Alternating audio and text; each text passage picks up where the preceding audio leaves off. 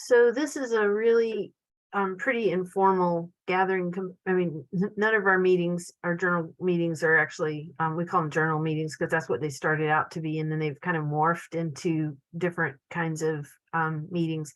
None of them are formal, but this is really informal because we just want to have maybe a conversation of what people are doing and what people have issues with in particular. And then we have a heavy percentage of clinicians in the group who actually have ME or long COVID or both. And so there might be some really good insight from those people about what works and what doesn't with regard to headache. And so feel free to jump in or raise your hand on the keyboard or ask questions in the chat if you don't feel comfortable just blurting it out. And then we kind of thought what we would do is maybe break things down into kind of categories of interventions, thinking like educational interventions and behavioral interventions. Like we're thinking, how do therapists, especially thinking back about how Dr. Ruhoy presented all the material that she did, much of which is actually surgical in nature. So how can PTs and OTs help those individuals? And so educational and behavioral were the first two things that came up, that we could all help every single one of those people at some level. And then the next level would be structural. There would be a percentage of those people with some of the issues that she discussed, that there may be a percentage that would not end up having to have surgery if you worked with a skilled therapist that could help manage some of the structural issues.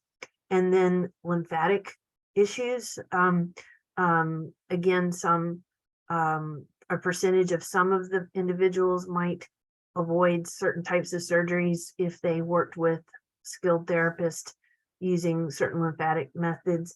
And then another issue that probably is one of the most challenging in this patient population is how to make appropriate referrals for some of these complex issues. When you have these complex conditions, how do you find the right type of neurologist or neurosurgeon, or headache specialist is usually a neurologist, but how do you find the right person so that they're respectful of these other complex comorbid issues when you need to make a referral?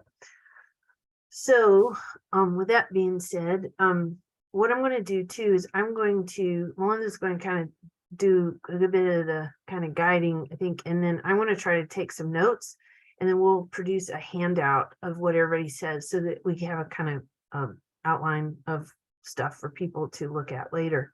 And I'll try to get all the resources written down. So I'm going to share the screen with and show let's see. Well, maybe not. Hang on here. You should be all your permission and everything. You should be able to. I don't have it up yet. Sorry. That's okay. While Sally's working on that, I just wanted to relay a message from Dr. Ruhoy. She is not able to be here with us today. She's doing something fun with her daughter, who's home from spring break, which is great considering all that she is going through with her own health right now. But she did send me some contact information. If any of you have a patient, or if you yourself are having difficulties, she's not taking new patients right now. So she gave me a couple of names of people that she really trusts with the things she talked about on her presentation. If you need a contact, so just let me know.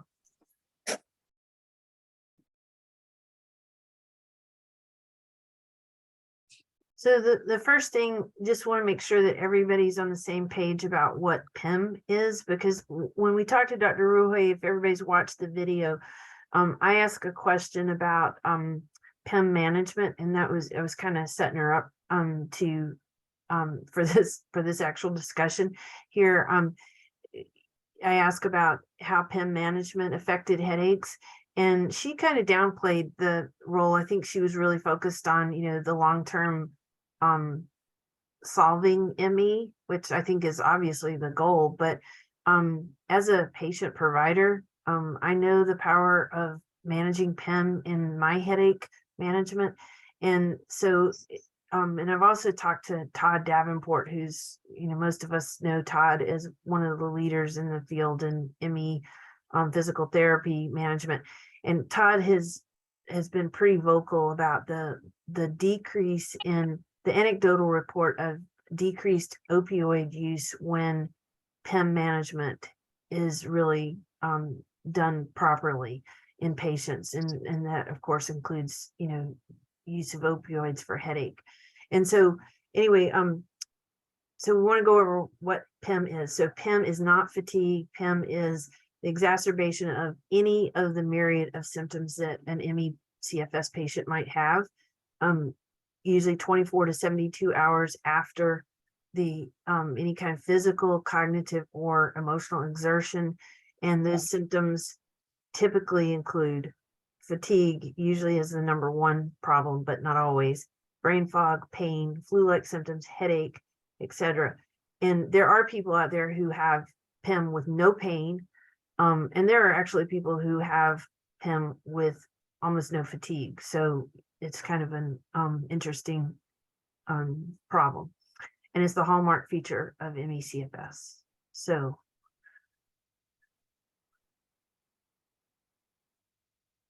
Melinda, you want to say something about this? You're muted. About the time course? Yeah.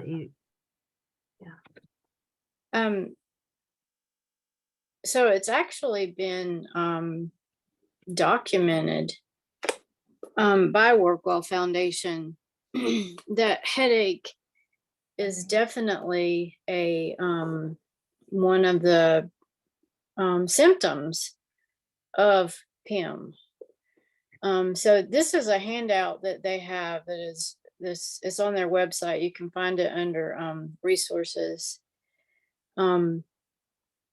So if you look under immediate PIM, so this is like immediately after someone has exceeded their anaerobic threshold. And for those of you, I don't want to get ahead of myself, for the anaerobic threshold has been determined in ME/CFS and some long COVID patients to be affected because of lots of different cardiac issues that we won't go into today, but you can go to their website and read all about it. So so one of the triggers of post-exertional malaise is to go above your anaerobic threshold for an extended period of time. And there are ways that we are able to figure out the heart rate that someone should stay below, at least for the physical issues related to post-exertional malaise. There's still, the cognitive and emotional impact that's harder to work with, but we can work with heart rate, biofeedback pacing. So if someone is constantly pushing and crashing, you really want to help them take a look at their symptoms and where they're falling on the scale here, and how we, symptom management and symptom control to a degree is the first thing that in working with the ME/CFS COVID patient that we hope to achieve. So if you look at the time course, the immediate symptoms, and I'm just going to read that here. Sally, I don't know if you can enlarge that, your slideshow. I Um, don't think so. is that on your slide? If not, that's fine. Please. Um, but the symptoms after physical activity are the direct result of exceeding the anaerobic threshold. Examples include fatigue, out of breath, dizziness, and nausea. For healthy individuals, immediate symptoms from exercise stress resolve quickly, but for people with ME/CFS and long COVID, um, they begin to worsen. So that's right, when people are starting to recover for ME/CFS and some long COVID patients, it's just beginning. So short-term PIM usually lasts between 2 to 4 days. It reflects overdoing activities that exceed the anaerobic threshold for an extended period or multiple times per day, exhausting the ability of the body to supply daily energy needs. Symptoms of short-term PIM include muscle and joint pain, brain fog, headache, and sleep disturbance. These symptoms reflect dysfunctional neurological and cardiopulmonary responses. Then, as it progresses, it can last 7 days or more. It can last weeks, months, never resolve.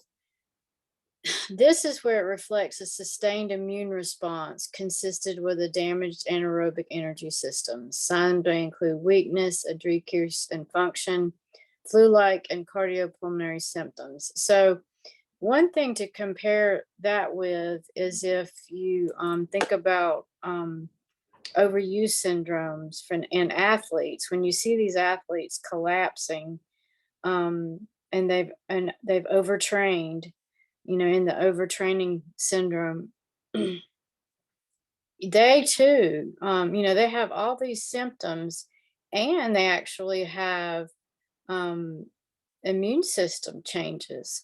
So if you think about those athletes, would you ask those athletes in that position to exercise?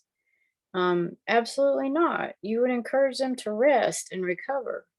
So, that's the point we try to get across when we're dealing with someone who has these symptoms due to ME or long COVID.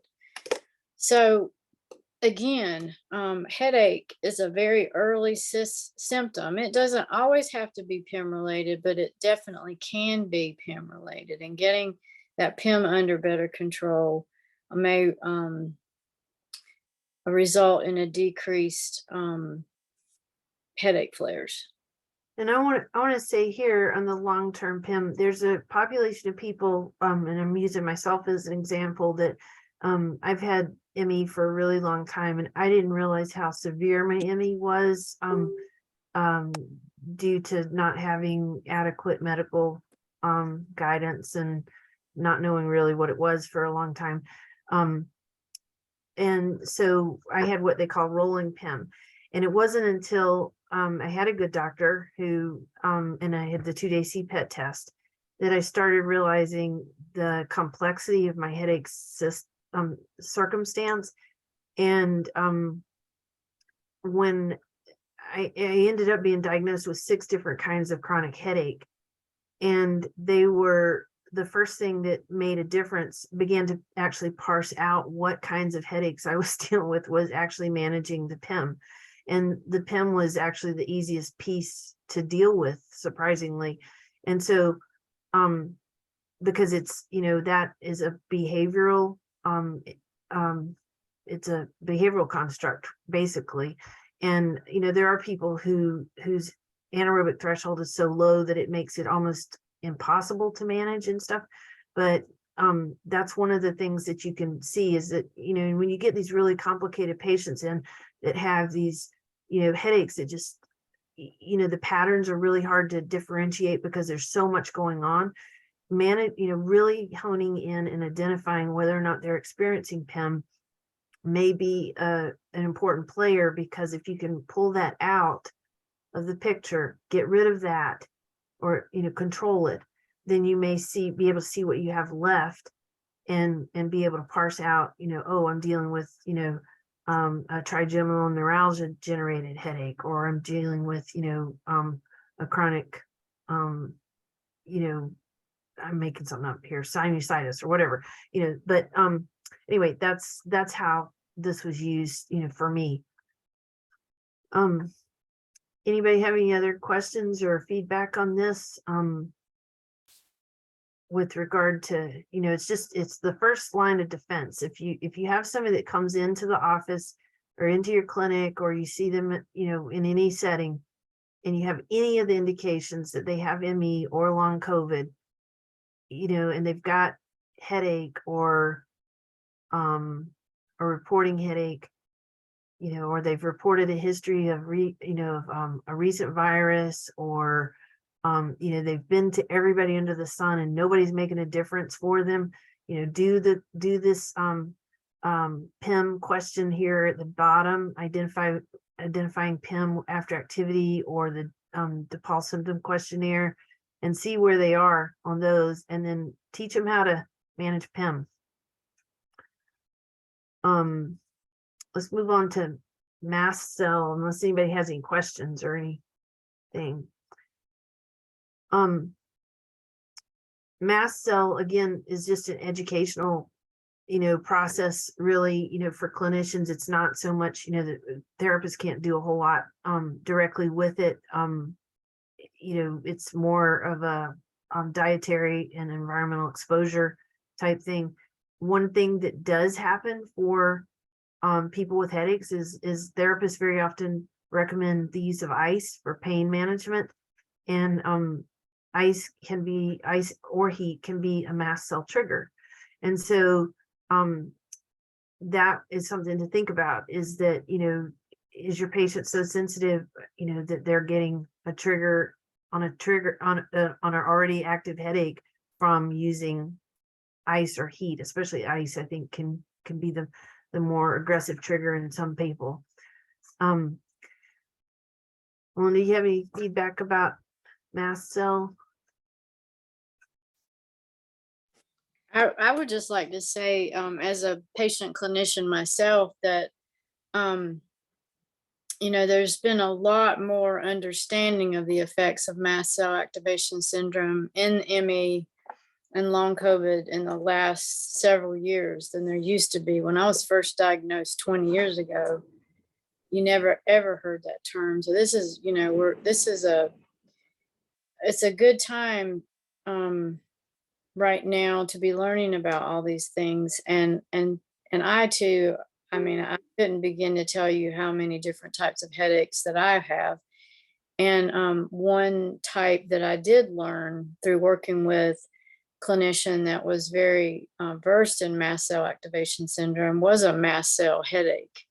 And so trying to eliminate triggers and going on medication to try to control those symptoms drastically decreased my headaches too. So just know that mast cell in itself can trigger headaches. And like Sally said, there are certain things in the environment, or heat or cold, sometimes pressure, any of those things. And when I say pressure, I mean like pressure against your body, that can trigger a mast cell reaction. So just know when you're doing your intake to ask them about any symptoms that they have that may indicate that they have mast cell activation syndrome. And another thing that I always found helpful in doing an activity log for the pacing for PIM is that if you can get a person to actually document, maybe not what they eat, but when they eat and drink, and then when their symptoms occur, you can begin to see maybe some patterning that, they get a headache, 30 minutes after they eat, or, and then if you've got somebody that has the energy and the focus that can actually even write down what they eat and what they drink, that's even better. But you might actually be able to stack upon activity, and then stack up, layer upon that the mast cell tracking also. And so the therapist is creating a log that actually then the headache doctor can look at and say, oh yeah, this looks like this person needs to be treated for mast cell problems. And so you might be taking care of two things at once. POTS, there's a couple of, and you guys jump in if there's anything you want to ask questions about or you have thoughts on through this. POTS, the next thing would be one of the educational parts here, and this is one thing that is often misunderstood, is elevating the bed. And here's the rationale for this. It has to do with creating a mild orthostatic stress that causes the lower body to have fluid shift, which then causes a hormonal activation in the kidneys, leading to water retention and volume expansion. Because most people, well, all people that have POTS have decreased volume and then a gravity issue in their lower part of their body with fluid. So the head up position causes chronic volume expansion because you're stimulating that renin, angiotensin, aldosterone system. And you just need to do I think it's 4 to 6 inches, and just having the patient put the bed on wooden blocks. And that's something that is often not taught, but it would be within the purview of a therapist to mention that, along with compression garments and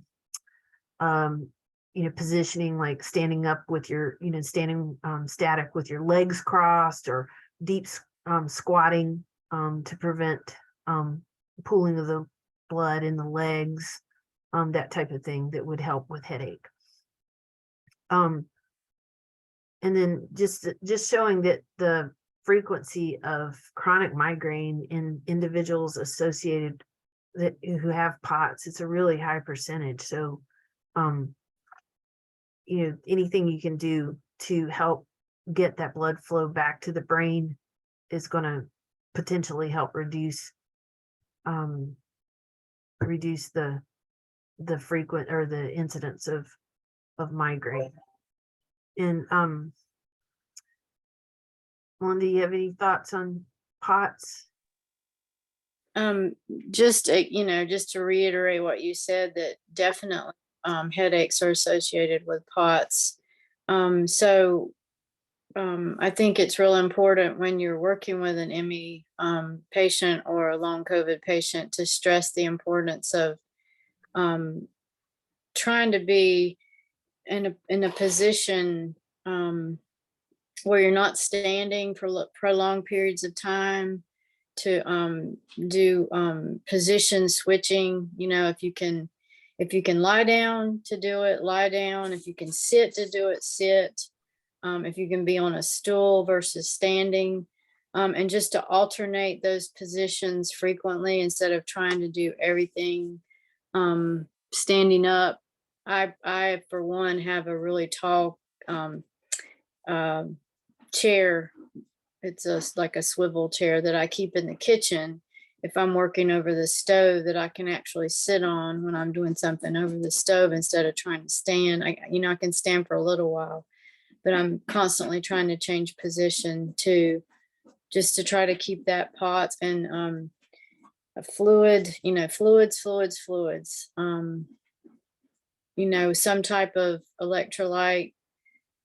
There's all different kinds. There's Chinese homebrew, which is very cheap to make, and a lot of people just make a big jar of that and put it in the refrigerator just to, you need those electrolytes in with the water as well. And doing things like that, like Sally said, like compression garments, medication, things like that will help to hopefully get the POTS more under control, and that in return will help get the headaches better controlled too.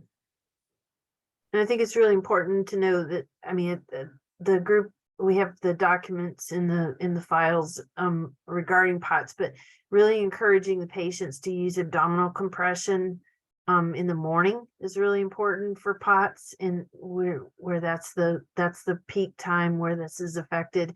And then also thigh high compression as opposed to just the just the knee high it really makes a big difference. And so, if they're really going to see some change, that the abdominal is the optimal, and then the thigh high is secondary.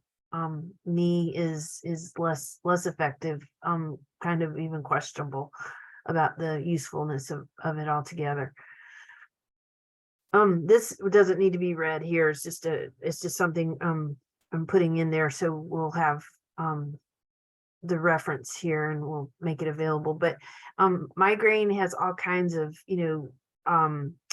triggers, and that therapists can reference and educate their patients about through while they're having conversations with them, all kinds of food and environmental triggers and things that people can be careful about and work around and try to manage. Melinda has had some super positive results with the new migraine meds, and so maybe that's one of the best things is finding a good headache doctor and working with them to provide appropriate migraine medication when the patient can't manage through conservative means. And then EDS and joint hypermobility syndrome. Again, this is one of those things that just here really want to hit home that headache is really common in this population. And then there's increasing every day. There's more and more information coming out that EDS and joint hypermobility is an overlapping comorbidity with ME, and that so we have a lot of the same issues, issues of light sensitivity, sound sensitivity, all those issues with EDS overlapping the already sensitive nervous system of ME, and then wanting to find ways to help the patients.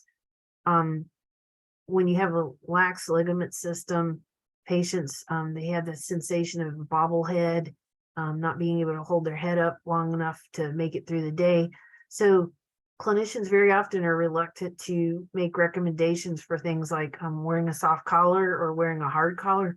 But if the patient, excuse me, is not able to make it through the day because of the heaviness of their head, but they have to make it through the day, maybe it is worth wearing a collar of some type so that the muscles don't go into spasm, causing disturbances in blood flow or compression of the nerves, so that they can make it through the day and actually be pain-free. The idea would be not to be dependent on the collar, but use it as a kind of like somebody with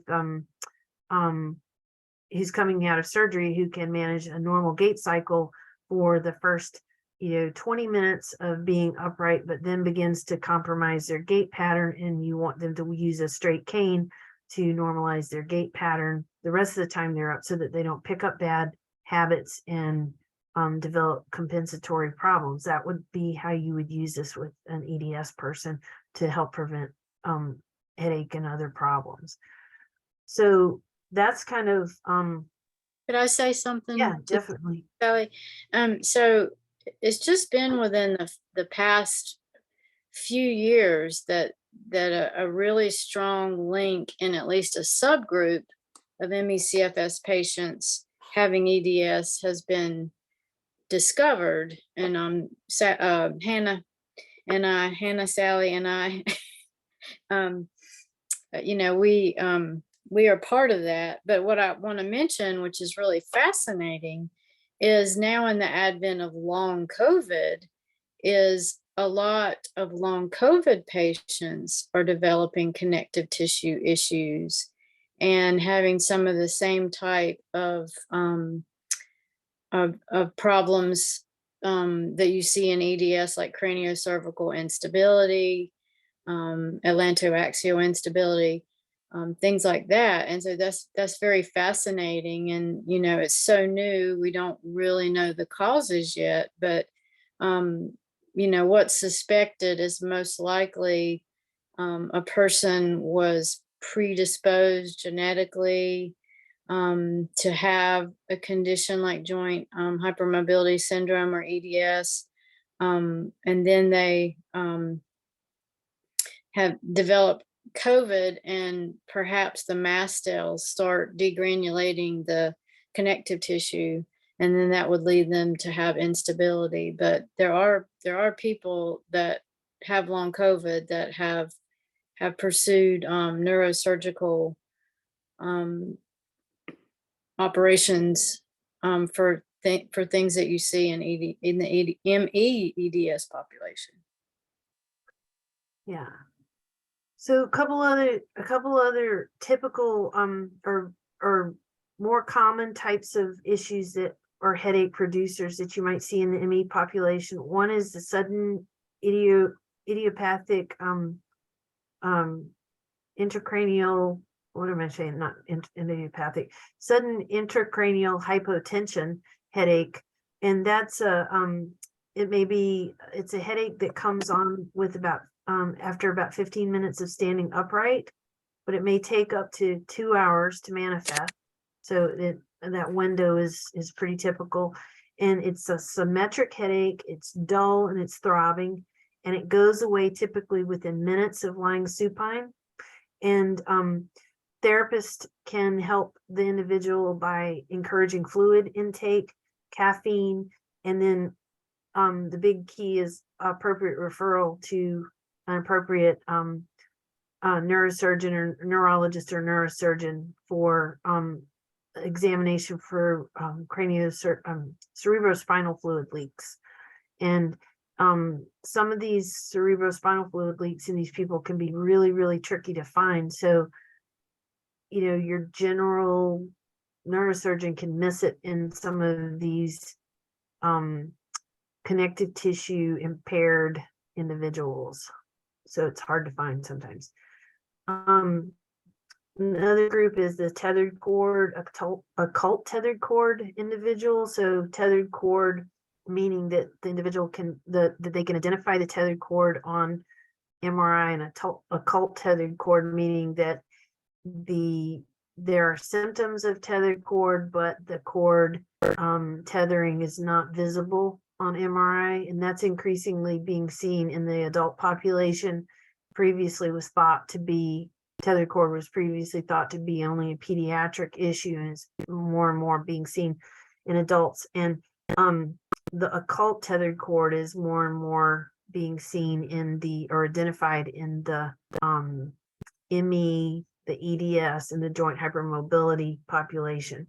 So there's an actual headache diagnosis called headache after sex, and that's a headache that actually can be generated directly from tethered cord, because the cord being tight, pelvic movement, pelvic disturbance then pulls on the cord, that pulls on the brainstem, that pulls on the head.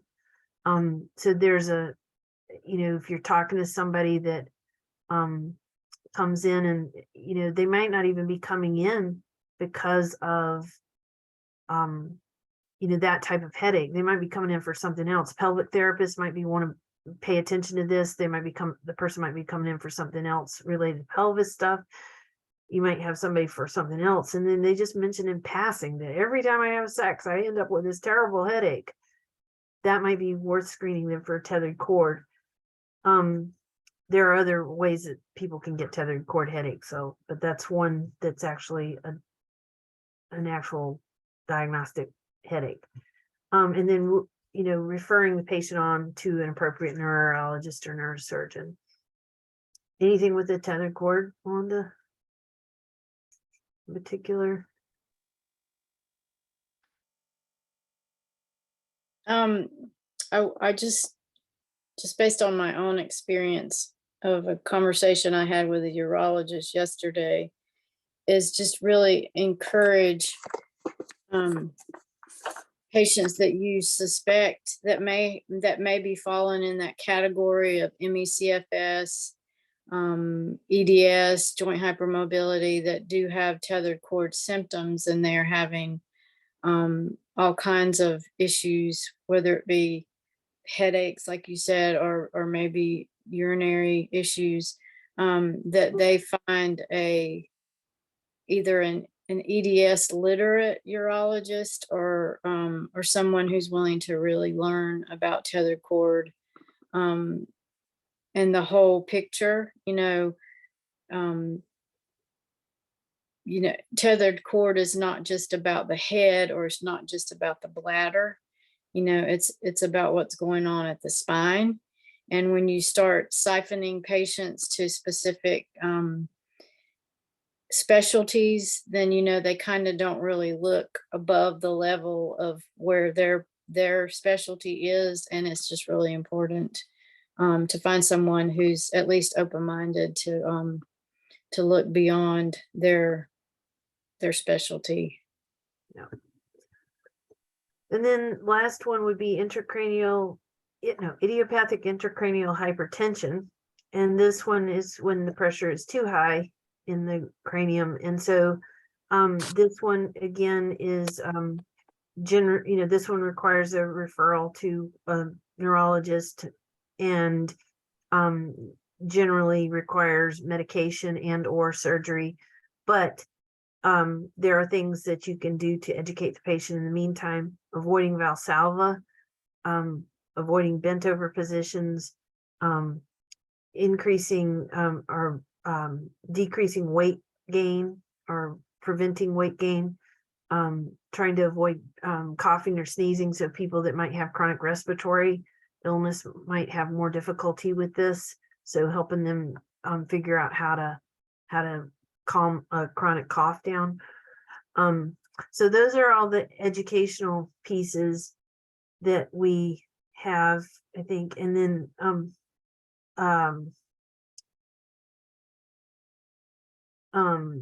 well, actually we talked about we didn't talk about the EDS. We were talking about avoiding prolonged chewing because of the relationship with the mandible and the upper brainstem, the brainstem and the upper cervical.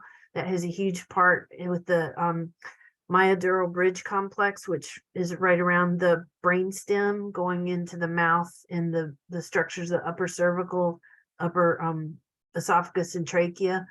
That can trigger all kinds of headaches. And working with the EDS population to train in neurocognitive proprioceptive methods so that they know where their parts are in space, as opposed to working in ways that increase mobility. So there's a real propensity, I think, for these people to be drawn to activities like yoga because of their success with it, but they need to actually be brought in and taught like axial alignment and where their parts are, and all of that, of course, needs to be done within the context of managing PEM. So if they can't manage their PEM and go to the bathroom, then the bathroom comes first, not not doing exercise. But you can also teach somebody how to sit on the toilet in good alignment. So you could do two things at once. So then we wanted to talk about the structural stuff, and this is where we were hoping we'd have some real ideas from people about different methods and approaches that people had. I think the one thing we'll put we have already in the group is some good screening tools for tethered cord and for CCI, and for EDS and joint hypermobility. So we'll make sure that those are very easily found, easy to find in the group.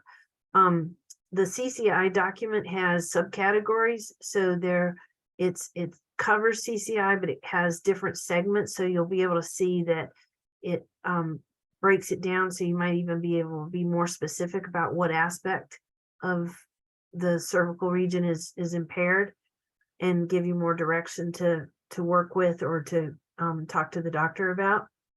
And then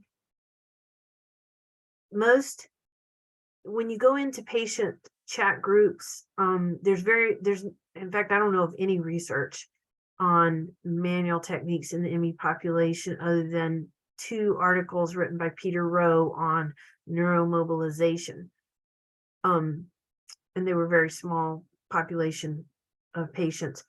But the patient groups, the anecdotal report is that light manual work is absolutely preferred over more aggressive body work. So manual techniques such as craniosacral, visceral mobilization, lymphatic methods, myofascial, the gentle forms of myofascial release. There's some aggressive forms, but gentle forms of myofascial release, neuromobilization techniques that are very gentle, not the aggressive stretching or nerve glides. Those can be too aggressive sometimes, especially if somebody's has a tethered cord. That can be way too much. And then and I would say, if anything, the more gentle, the better. And I'm going to add this one comment in. Ron Davis, who is one of the foremost researchers in the world of ME and now long COVID, has a son who's very, very, very sick. And he was at a conference one day, and this guy who completely kind of shows up at all these conferences and talks about, he totally believes that ME is a result of exposure to electromagnetic fields. And Ron's comment to this guy, instead of like blowing this guy off and being rude to him, he goes, no, we've disproven that. We have definitely looked into that. He goes, but I have no doubt that the ME patient's nervous system is heightened. The sensitivity is heightened to the point that they can feel the electromagnetic fields. And so that statement to me from that man who knows as much as he does about ME, which is, just off the charts, really hits home about the degree to which the manual methods need to be gentle. When I say gentle, I mean gentle. And so keep that in mind when you're working with somebody. Joint mobilizations, I think I personally, I had very positive results with IOM methods, using upper cervical mobilization. There are different methods that different people use, but just again, going back to, like super, super, super tiny little movements, and very gentle. Muscle energy is a method and was mentioned actually in our chat. I'm going to put up some videos of some muscle energy techniques for the upper cervical in case people are interested. I think most people probably need to be actually trained by a clinician teacher to do those, but it'll give you some ideas about what that looks like. And if your skill set's a certain way, you might feel like you're comfortable enough to try those. Any questions about the structural methods? Do you have anything? Okay. And then lymphatic methods, Vater, Chickley, fascial counterstrain is one that's out there that addresses lymphatic issues, and the Perrin technique. And all of those are very gentle and work on addressing lymphatic drainage, neurolymphatics, which increasingly seem to be part of the picture of the ME patient and the long COVID patient. So might be something worth pursuing. There are two things that I've used both as a clinician and as a patient. One is a percussor or electric vibrator type thing, not the, what do they call those things, a muscle gun or whatever, that's like, that thing, no way. But I'm talking about like the thing that they were selling like 20 years ago as a massager. And I mean, you still can find them, but these things that people are selling now that can give people rhabdomyolysis. No.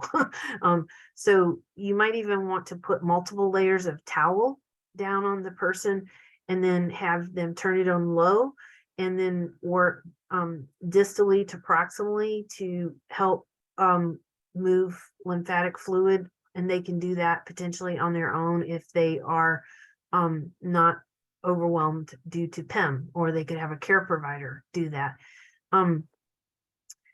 I found personally that working that along my sternum, and that is very interesting because Perrin has some particular points on the sternal area. And of course, we know the thoracic duct is right there. So that may be why I get relief right through here, but I use that. I put the towel right there and then use the percussor along my sternum. And then there's a funny device called the Chi machine, and I'll put a picture of it. And it's a device that it's a plastic box with a motor in it with two semi-rounded cups, and you put the individual's ankles in it. And because of most people are hypermobile, you want to put something under their knees so that their knees don't hyperextend. But this is a device that they can also use at home, and you can set it on the lowest setting. And what it does is the little cups on the top of the motor go back and forth like this, and can go super fast if you turn it on. But for the person like ME or long COVID, you would just want this really soft wave just to get that fluid to go back towards the heart. And it can be very, very relaxing and very it helps that stasis of the fluid. And it's something that they could do every day and even a couple of times a day if they felt the need to without being harmed by it. Any questions there? I'd like to say something about the Perrin technique. For those of you in the UK that aren't aware, I don't want to, you may already be aware, so forgive me if I'm repeating what you already know, but Dr. Raymond Perrin is based in the UK, and he has pretty much dedicated the last 30 years of his life to his technique, his neurolymphatic drainage technique for treating ME patients. And he's slowly training people all over the world. I was fortunate to be trained by him last year, but if you're in the UK, I highly recommend you consider taking his Perrin course because there's a lot more offered in the UK. But he has had very good results with his neurolymphatic drainage technique with ME patients. He's had, he's had some patients fully recover, but a lot of good improvement in their symptoms, including headaches too. Yeah. And then the last thing I think we want to talk about is making appropriate referrals. And not super familiar with the UK system, so apologize to folks in the UK, but the key here is to look for ME knowledgeable healthcare providers to make referrals to, which that's kind of an oxymoron right there. But there are people out there, and ME patients, long COVID patients also are used to traveling.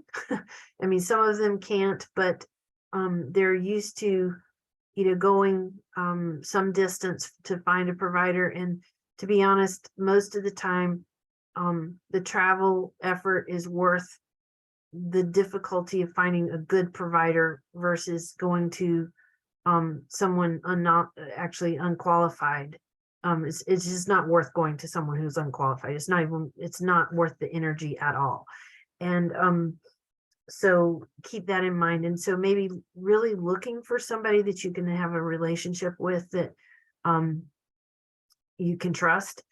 And then beginning to familiarize yourself with surgeons that specialize in EDS and complex patients, if that's indicated, if that's the type of practice that you have, so that you have a list of providers that you can refer to and share with your patients.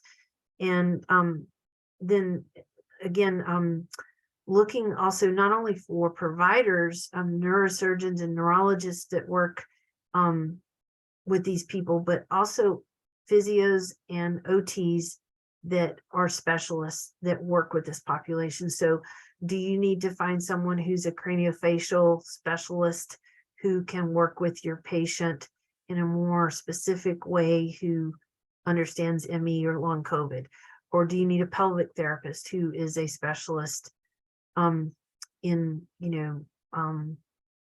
dyspareunia, but understands ME? Do you need a vestibular therapist to finish off some work with the patient but understands ME? So develop that list of people that you can count on, that they're not going to put your patient on the bike and make them ride, or they're not going to do the 6-minute walk when the patient gets there, that kind of thing. So I think that's it. I think you'll get a lot of bang for your buck by learning how to manage PEM and encouraging your patient to manage PEM and to track headaches, and they'll begin to see some improvement, most likely. Anything else, Melinda? I think you've covered, I think we've covered everything that I can think of. It just, because ME and long COVID are chronic complex conditions, and every one of the comorbidities, can be severe to mild, is, just accept that it's going to be what I've always called a game of whack-a-mole with symptom, control and maybe one thing will get under, maybe the headaches will get under control, and then something else will become the issue, and then that may get better, and then it may become allergy season in the south, and the mast cell activation syndrome flares up, and then the headaches flare up. So it's constantly moving. The parts are always moving, and so just accept that when you're working with ME/CFS and long COVID, and reassure your patient that is just, that's a normal part of the illness. It's a very frustrating part of the illness, but for me, one thing that always gave me hope was to take one of those categories.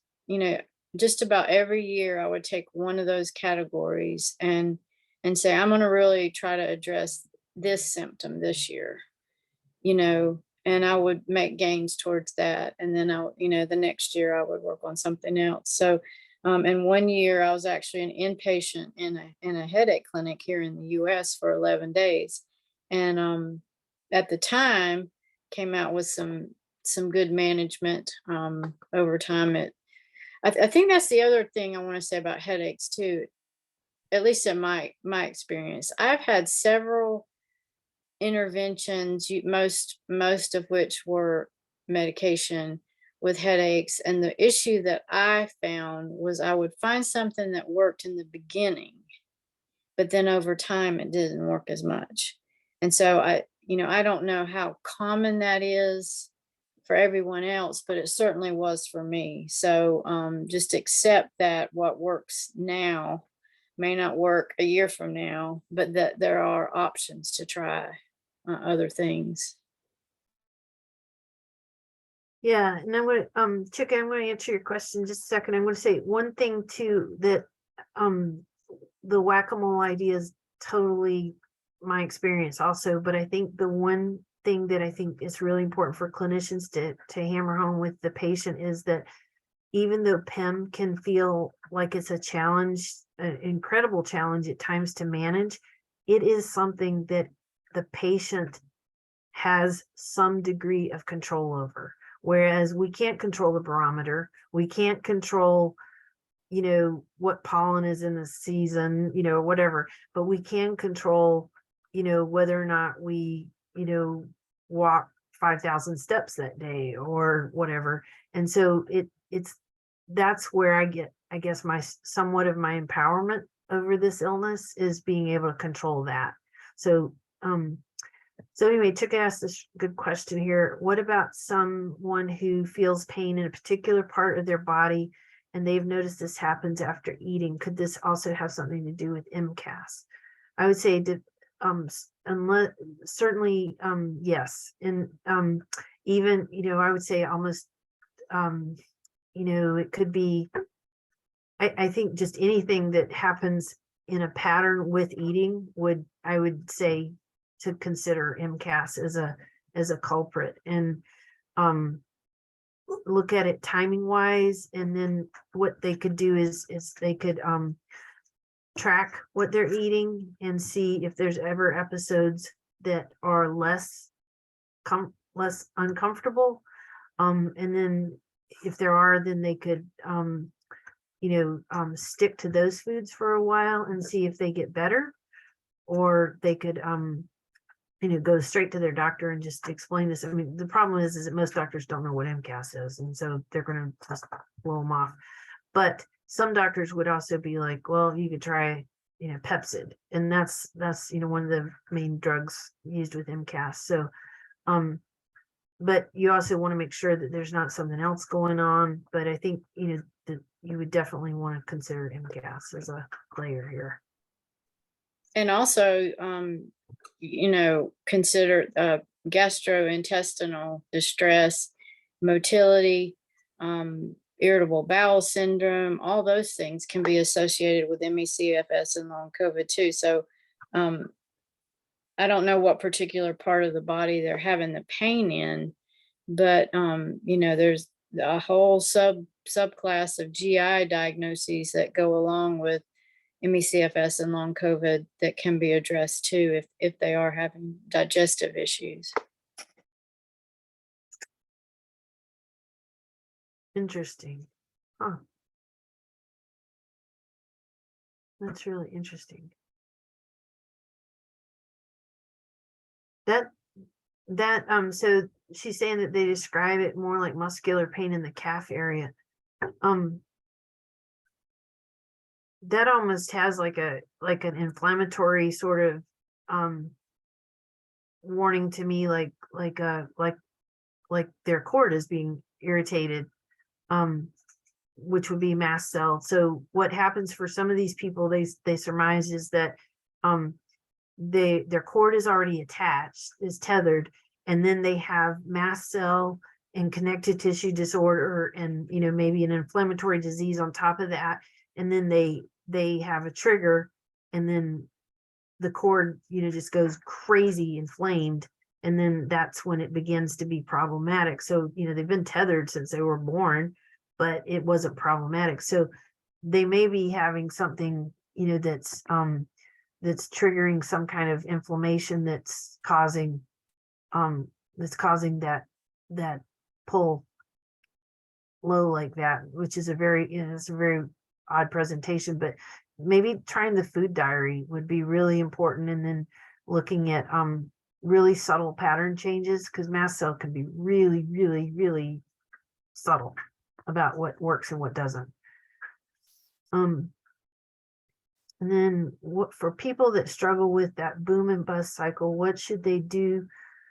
See, what should my things covering it? What should they do to understand their energy and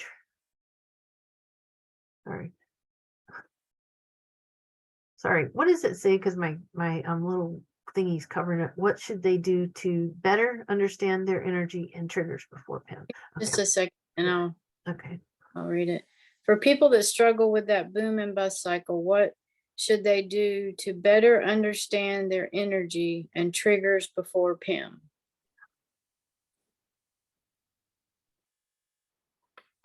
So yeah. Go ahead, Sally. So first of all, just they've got to understand that they have the boom and bust cycle, which it sounds like you're talking about somebody that already does.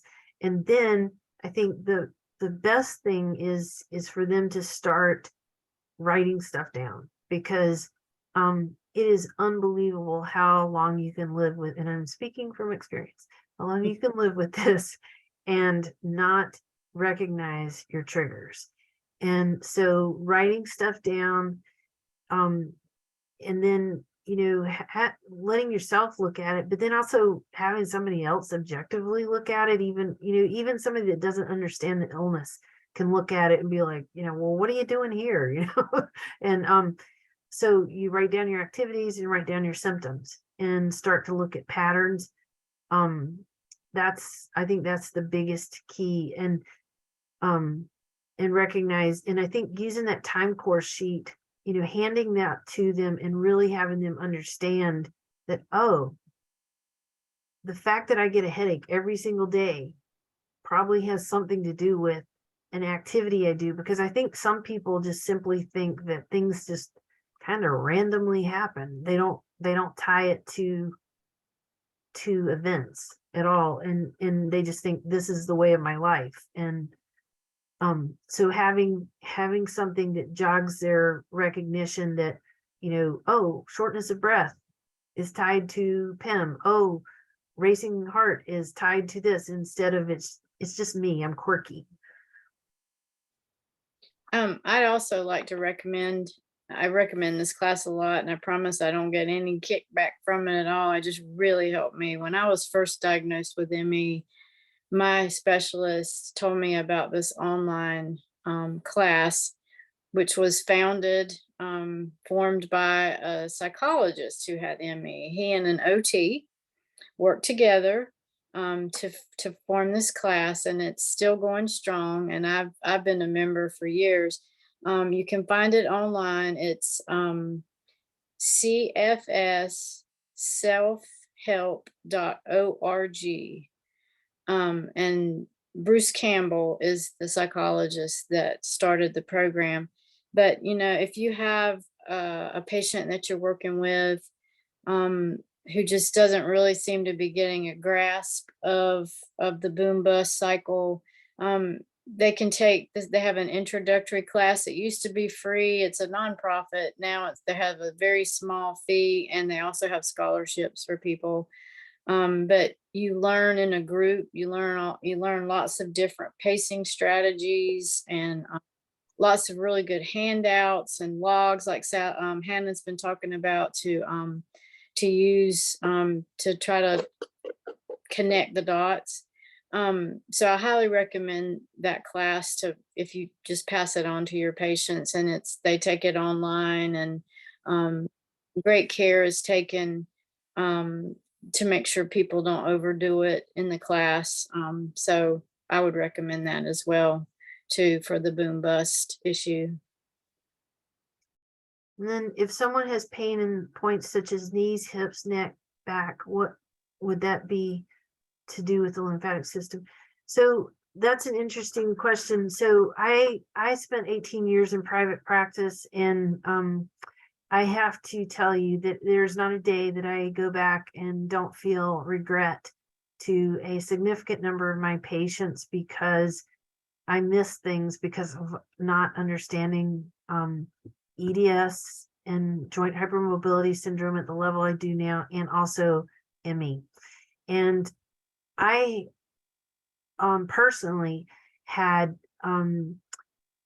this tenderness constantly at my patellar tendon, my AC tendon, acromioclavicular joint tendon, my elbows, along my the scapular borders, sometimes the top of my iliac crest. And what did I do? I stretched, I strengthened, I tried to do everything like that. And when I started managing my PEM, it went away. And so I think that's I'm not saying that that's what's happening with, I think back about my patients. That's not what was happening with, all of my patients, but there was certainly some people that came through the clinic who have these disorders that I missed because I did not know what I was working with. And so if you have a patient who has this history or knows that they have this illness, it could be lymphatic, because, but managing it with PEM, and then assisting lymphatic drainage may help that.